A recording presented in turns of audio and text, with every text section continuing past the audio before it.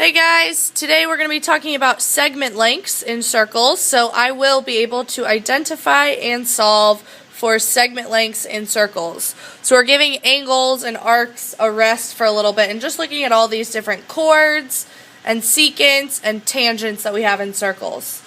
So there's going to be one formula that's going to work for all of these, and the two words that you need to remember are tiny and big. So, for example, in this first type, I want to highlight the tiny part of one chord.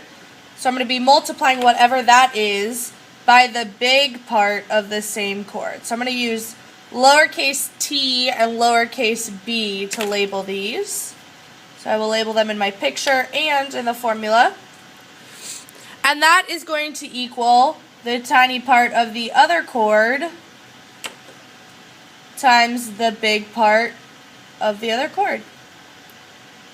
So I know that TB equals TB looks a little silly, but if you multiply the two parts of this chord, it will be equal to the product if you multiply the two parts of the other chord. Moving along, actually let's stop and do an example like that. So if I look down here, I have the tiny part of this chord is X. And then the big part of that chord is 10. The tiny part of my other chord is 5.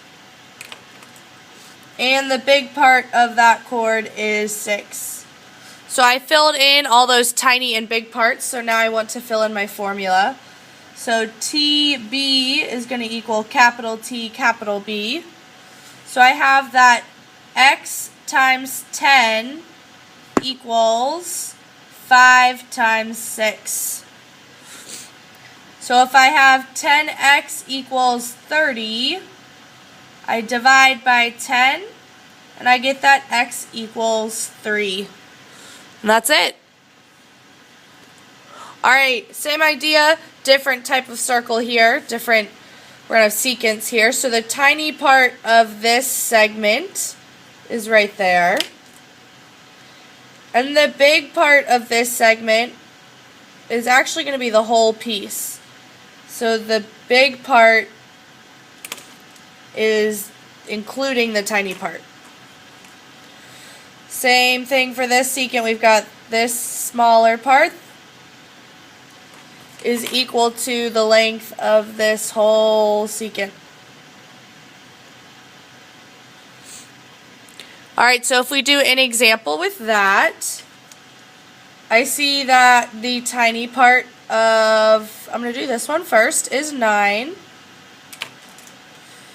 And the big part, so that whole thing, is 9 plus x. So I just write 9 plus x. Alright, now I need to look at my other secant here. So I have that the tiny part is 8.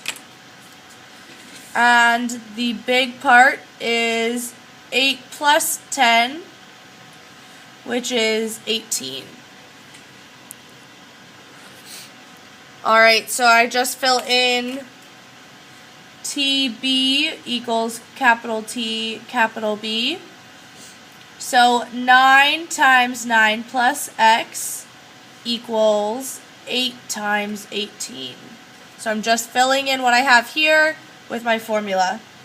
So if I distribute the 9, I get 9 times 9 is 81, and 9 times x is 9x, equals 8 times 18 is 144. So I subtract 81 from each side, and I get that 9x equals 63. So I divide each side by 9 and get that my answer is x equals 7.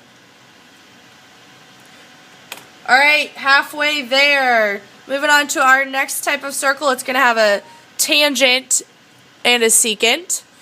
So for our tangent here, if you notice, that part is the T. Well, that part is also the B. So we are just going to end up using that segment length twice in this formula. So T times B. Alright, and then we've seen our secant over here before. It's going to look the exact same.